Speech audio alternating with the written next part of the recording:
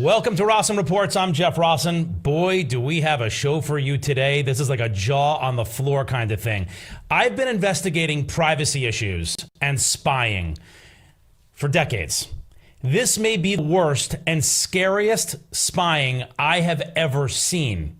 In your car, of all places, because we sort of expect it from our phones, our computers that have cameras on it. We've come to expect it from apps, maybe our TVs, we walk around stores.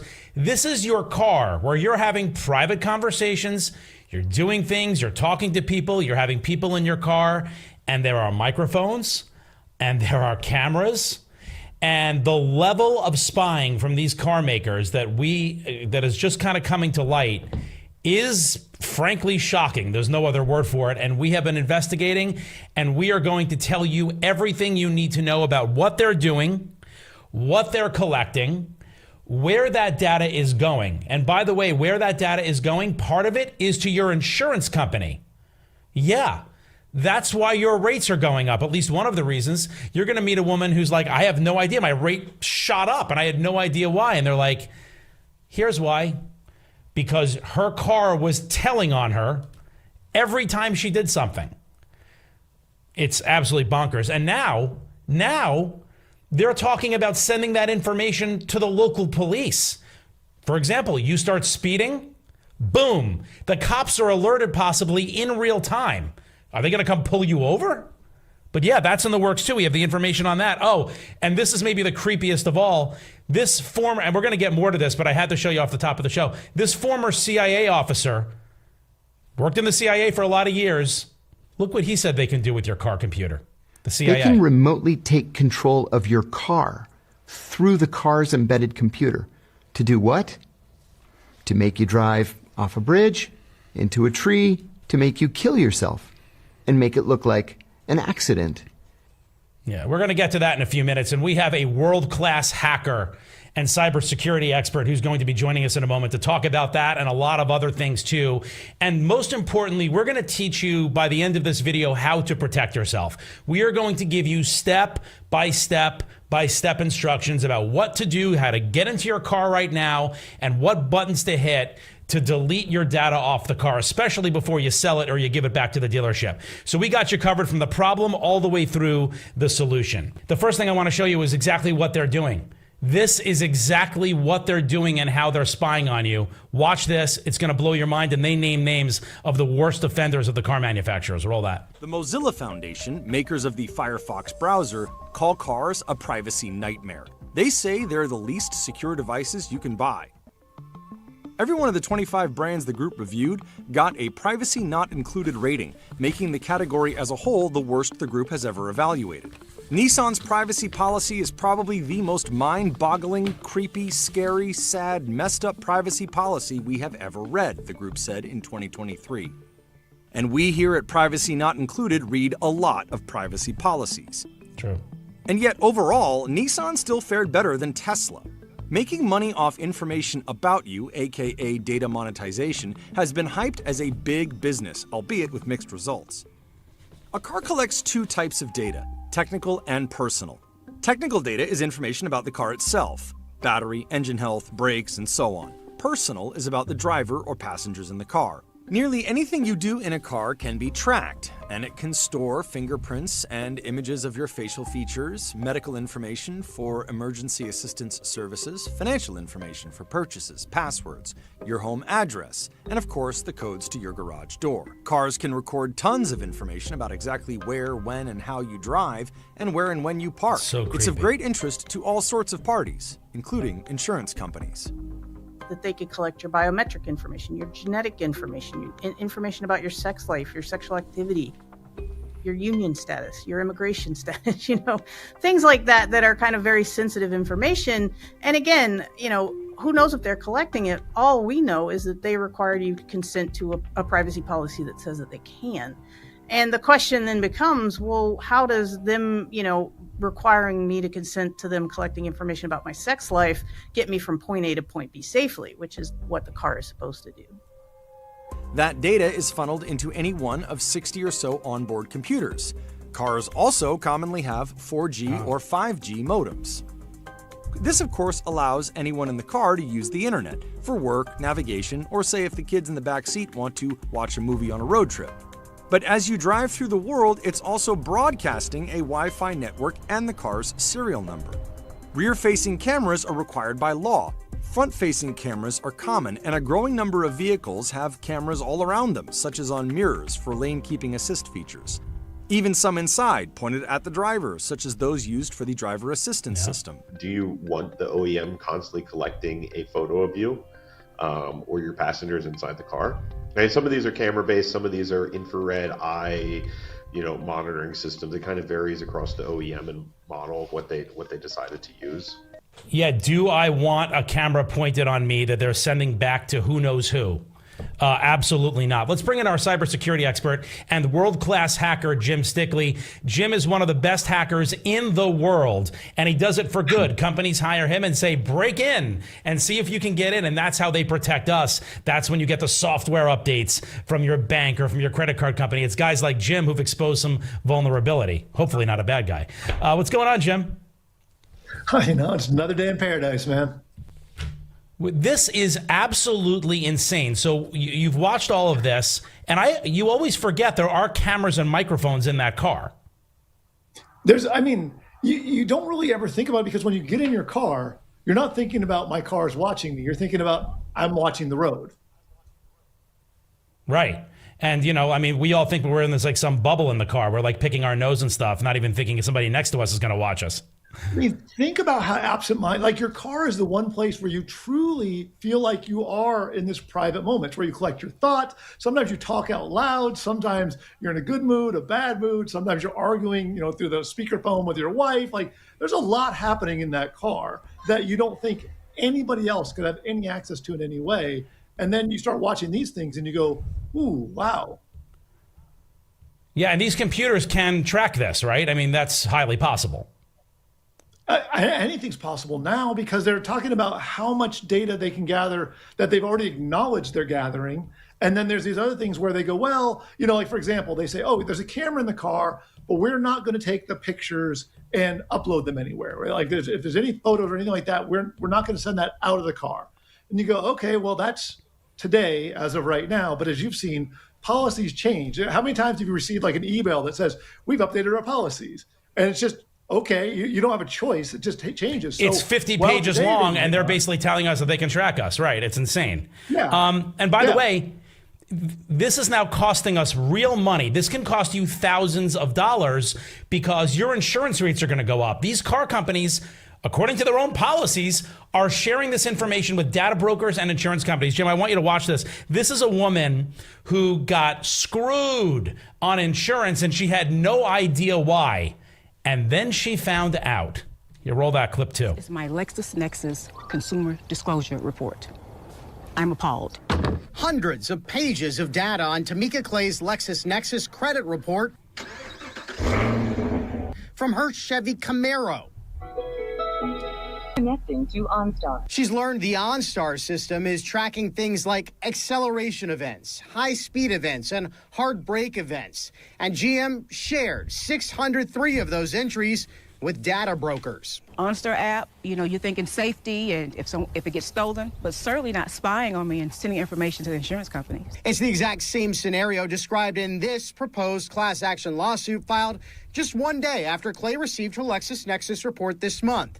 Clay requested the report because her insurance had gone up 80%. And when she tried to shop around, an insurance broker sent a denial letter and suggested she check her LexisNexis records to see why. All this means I'm a bad insurance risk and hike my premiums. Your car's essentially turning into a computer and collecting data on you as you drive. Michael Brooks is executive director of the Center for Auto Safety and says technology is ahead of the law here. Right now, there are no federal laws requiring that automakers have privacy protections for their owners or cybersecurity protections on their vehicles. Yeah, it's really crazy. Now, you probably at home, what do you think, Jim? It's crazy, right? It's nuts. And I knew like OnStar was kind of always a gray area to begin with, but what they don't point out here is even if they're not using, so let's say you don't have OnStar. It's like, oh, I'm okay, I don't have OnStar. That's not gonna be a problem. Well, then what the auto manufacturers will do is they'll say, oh, okay, well, we are not going to share your private data. We're not going to share your VIN. We're not going to share your name with any of these data brokers. And you go, oh, okay. And they go, oh, we're just sharing aggregate data. So you go, well, then that must be okay. But what they don't say is the data brokers have enough other information that they've gotten through your phone and through everything else you do, that when they get the data from the car manufacturer, they can immediately correlate the two and they can still tie them back together instantly. So therefore, even though they didn't share your name, they still knew exactly who you were on the other side. Hence, they can still get that information back over to the insurance companies.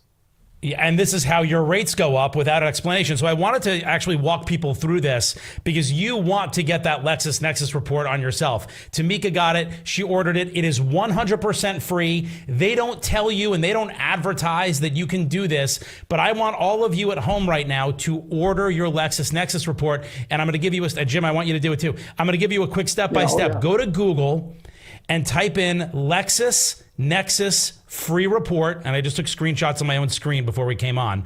Lexis, Lexis, Nexus, Nexus, free report. You click on that top thing right there, order your report online. It'll bring you to this next screen. Okay, it's going to say consumer portal. It's the online request form. Scroll down from that, and it's going to ask you for your name and your address. And then you scroll down from that a little bit. And this is where some people may get a little wonky. I mean, LexisNexis is a legitimate company, but they do ask for your social security number and your driver's license number. You hit right at the bottom, request your consumer disclosure report. And within 10 days, they will send it to you right in the mail, and it's free. And we should all do that because you should know what the insurance companies have. You know? Yeah, and one thing to note here, there's going to be people who are being like, oh, I'm not going to give them my social security number. I'm not going to give them they have it. They already have your social security. They already have your driver's license number. You're kidding yourself if you think you're protecting yourself by not sharing it with LexisNexis. They've got all of your information. Yeah, because and by the way, they're probably banking on some people thinking that, so you don't get the report and you don't know what they know. But we have a right to know. They have to disclose it, so you may as well take advantage. And by the way, it's 100% free, so do it. But by the way, it gets worse than just your insurance rates going up. God forbid you're in an accident. Wait until you see what happened to this one guy. He was driving it was like a 1-year-old Toyota, pretty new car. It catches fire on the road. And Toyota's like, not our problem. Why? Because they were spying on him. They went into his data and found that he had gone over the speed limit or something at a time not even at the accident time, like some other point in time. And they're like, we're not going to pay. This is unbelievable. This is going to make you angry. Clip 3. Brian was driving his 2023 Toyota Corolla GR on the highway. He then noticed that something was wrong. Smoke started pouring into the interior. Brian pulled over to take a look and see what was going on. And before he knew it, the front end of the car was completely in flames. Some of the damage was covered by insurance, but the remaining cost was to be covered in a warranty claim by Toyota. After all, the car was only 1 year old and just caught fire for no apparent reason. But to his horror, Toyota denies his claim. Why? According to their reply, his car had sent data packets to headquarters indicating that he'd driven in excess of 85 miles per hour at some point during his ownership. Among other excuses, they concluded that they couldn't provide any assistance due to his irresponsible driving. This was despite the fire having nothing to do with how fast he'd driven the car at a completely separate time. Yeah, by the way, they canceled his warranty. They canceled his warranty. Okay, first of all, who would even know your warranty had anything that says you can't? Who hasn't driven over 85 miles per hour in any kind of decent car? No one. Right. I mean, I was in my wife's Mini and went over 85 miles an hour. Yeah, that must have been fun and rocking. Hit a bump. You're like, no, but they're spying on you. That's the whole point. They are gathering every piece of information about you at every moment you're driving so they can use it against you later. But now imagine, so that's all bad enough, right? The data brokers have it. The insurance companies have it. Now what happens if law enforcement gets it? And if you think that I'm making it up, wait until you see what one of the biggest car manufacturers in the country is trying to do. They're trying to send your information to the police if you're speeding in real time.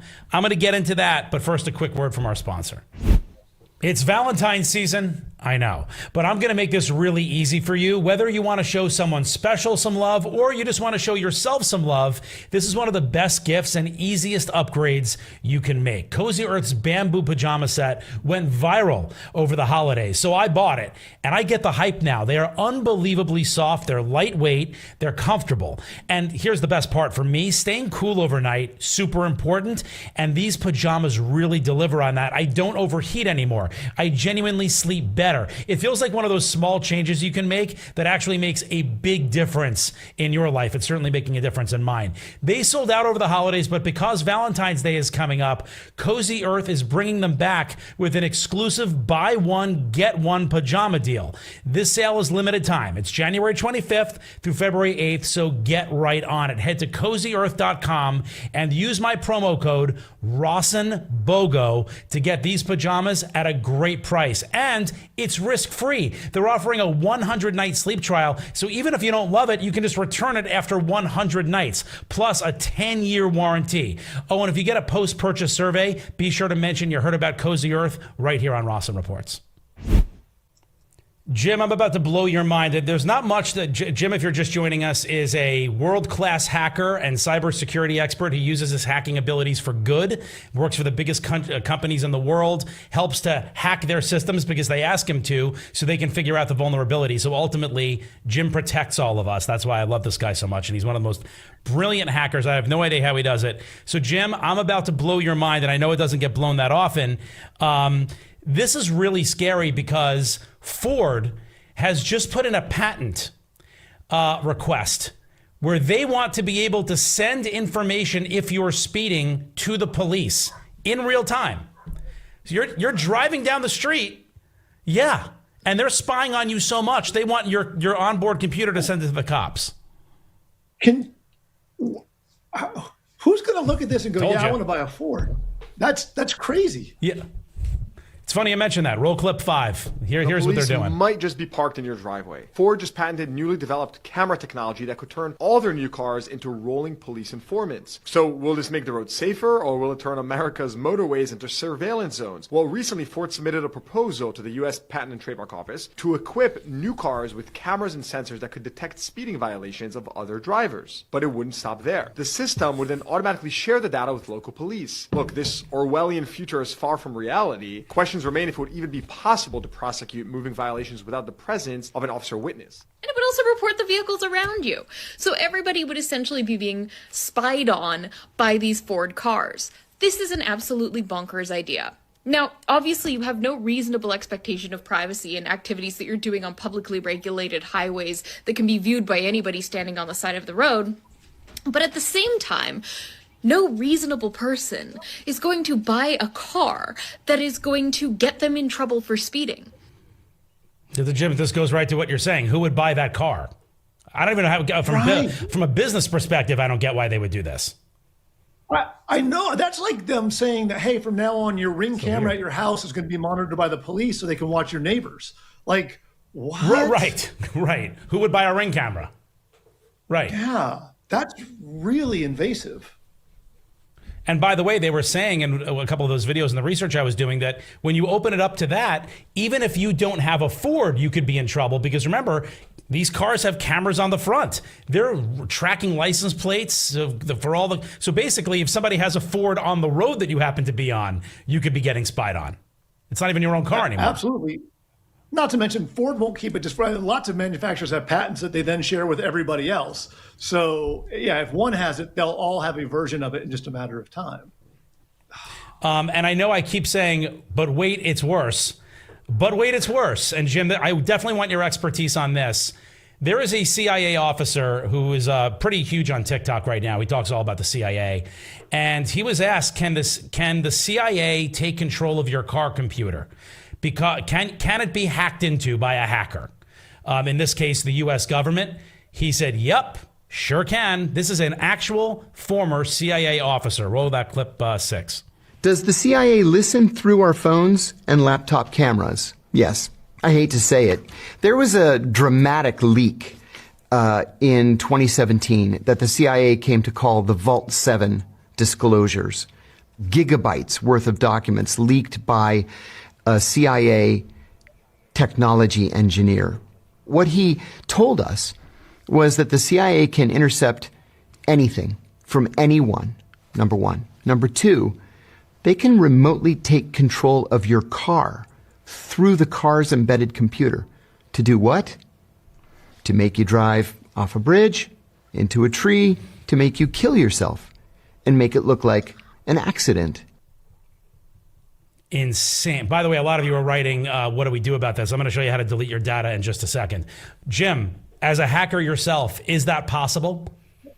Oh, well, yeah, there's been actual demos, especially like Tesla. They showed it a while back. This was a while ago. So you can watch YouTube videos where people have shown hacking into cars and being able to remote control brakes, steering, things like that. So it's been shown before that it can be done. Normally, it's been like, hey, this is really crazy, and we found this exploit, and they patch it right away.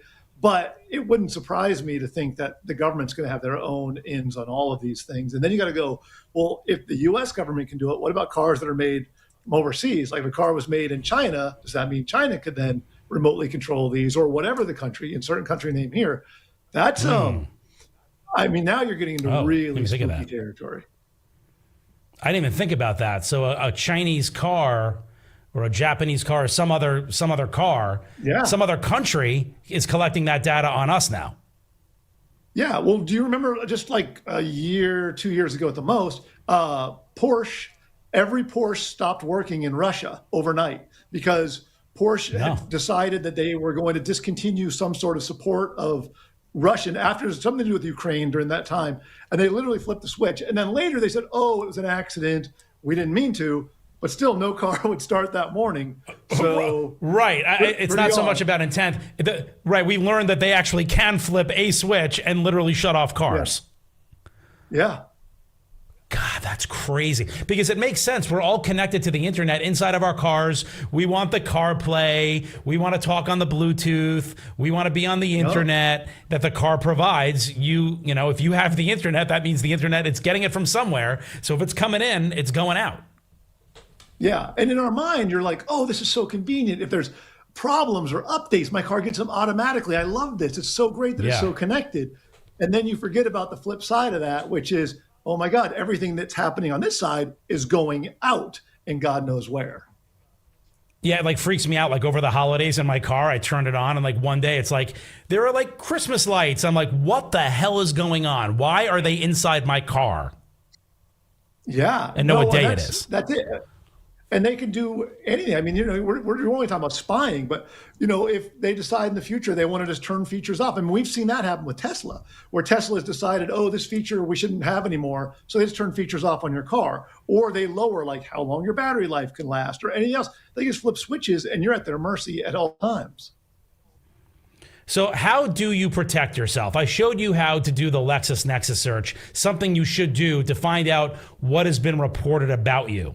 The other thing you can do is delete the actual data on your car. Now, you should definitely do this when you're selling your car or you're returning it to a lease back to the dealership, 100%, or if you're, you know, whatever. But the problem is if you could do it today too, but then you're going to lose all the functionality that you've probably come to rely on. Jim, to your point, like we've come to rely on these conveniences, and if you delete your data off of that, you're going to lose your contacts. You're going to lose your favorite radio stations. You're going to, you know, all those things. But here are the ways you definitely... Even some functionality, some basic functionality. And they've purposely bundled it like that, guys. They've purposely done that to us. So it's sort of like your TV. They're like, oh, do you agree to this privacy policy? Well, no. Great, then don't use the TV you just purchased. No problem. I mean, you know, it's such BS. So, but if you are returning your car to the dealership or selling it, this is what I want you to do. I want you to get in there, and there are a number of things I need you to shut off, including, and a lot of people forget about this, no one talks about this, I need you to unpair your garage door openers, because there is a way to find out where you live, where the previous owner lived, and now your garage door opener is still programmed into your car. I'm not talking about the actual remote you take out. A lot of people program it right in so you can hit the button on the rear view mirror that's computerized. They can get into your house. It's like a security concern. Well, this is a Kia dealership gave a great little walkthrough, and even if you don't have a Kia, these are the basic instructions about what to do and the things to look for on your own car. Roll clip 7. you'll find your setup menu and then device connections. From here, you'll go to device connections one more time and then delete devices. Slide on over again to your main infotainment screen and then you'll go to your navigation menu. From here, you might have your home, work, and even some contact addresses saved. You'll typically find everything under saved places. So if you've previously connected your home's garage door to your car, you may have thought, oh, that's fine. It probably just resets once my ownership is off of it, right? It does not. It does not automatically do that, and it's not controlled from the infotainment system here. Especially if you do not go ahead and follow step 2 to remove your saved addresses, the next buyer of your vehicle might have access to your previous address as well as your garage door. So that is not good at all. Here's how you reset it. So you'll head on over to your buttons here, press the first one, and then also press the third one. You're gonna press and hold and hold and hold until that center light starts flashing. And when I say hold, we're gonna hold it for a while. We'll do this in real time, no editing. Seriously. There we go. So that is how we know that our home address or home garage door has been successfully unpaired from the vehicle's home link system. And slide over till we find setup. And just like I mentioned with all our other steps, the layout may look different on your specific car. Once we're in setup, we'll then go to general. And then from general, if you scroll down on the bottom, there's a reset button. Now from reset, you can do delete your driver profile, because on our newer vehicles, they have 3 driver profiles, driver 1, driver 2, and guest. So it only deletes the info saved in that select profile, or we can reset and delete all. So we're gonna do reset all, press that. Reset system settings to factory defaults, it's asking, caution, all stored data and settings on every account will be deleted. That is what we want, so we're pressing yes. Yeah, so no matter what car you have, you need to do that factory reset and also unpair those garage door openers. That's hugely important for your family's safety. Jim, is there anything we can do, Jim? The law hasn't caught up. This is all federally legal. They're allowed to spy on whatever they want to spy on. The law hasn't caught up to the technology yet, has it? No, it hasn't. I mean, California just released a new program that they have that's a little unique and could tie into this to help people out. And that is that you are now allowed to submit a request to have all of your private data removed from the brokers that are out there, all the data brokers. Oh. And you can all done online. And when you submit this thing, it goes into effect, I believe, in August of this year, but you can start submitting now. And California is the first state in the United States to actually support this. But I believe this will even tie back to someone like a LexisNexis, where they'll be required to delete your information. So I think that's a good start. It's something, if you live in California, at least start looking into that. Yeah, and if California does it, you can imagine every other. I live in Florida. I'm going to be like, excuse me, can we please get that here too? Yeah, the law hasn't caught up, and really all we can do is, if we want to keep using the stuff that's connected, we have to live with the consequences and try to protect ourselves the best we can. Yeah, or drive an old car like I do. I know, you drive the oldest cars. I know. I love it, including your show us that. That's an old studio light right next to you from an old studio light from CBS. You love that vintage stuff. That's an old studio light from CBS. Speaking of spying, I feel like I'm being interrogated by that thing. Jim, thanks a lot, man. I appreciate it. We'll see you next time. If you enjoyed this video, I do a lot on privacy on this channel. Check this out. Stores spying on you, and the technology has just gotten insane with the use of AI. I walk you through it and how to protect yourself on that too. Hope you learned something. I'm a little shocked, and I'm not going to be driving tonight. We'll see you next time.